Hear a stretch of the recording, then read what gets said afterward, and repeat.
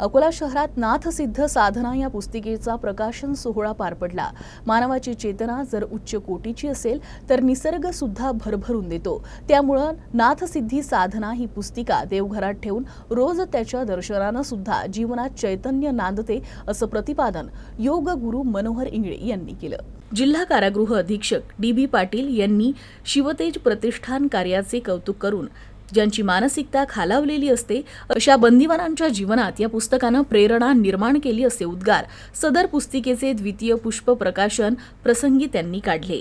तसेच सदर पुस्तिकेने आयुष्यात सकारात्मक निश्चित वाढ होईल असं देखील ते म्हणाले।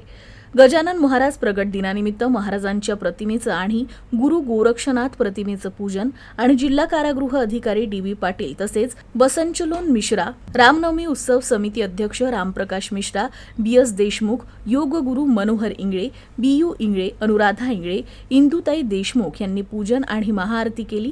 त्यानंतर नाथसिद्ध साधना या गोरक्षणाच्या पूजा पद्धतीच्या पुस्तिकेचं प्रकाशन करण्यात आलं।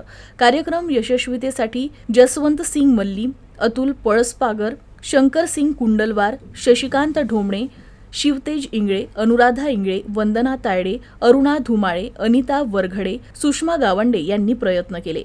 कार्यक्रमाचं संचलन आणि प्रास्ताविक बाळासाहेब काळे यांनी केलं तर आभार ॲडव्होकेट वामन चौधरी यांनी मानले। शांती पाठानं कार्यक्रमाची सांगता करण्यात आली।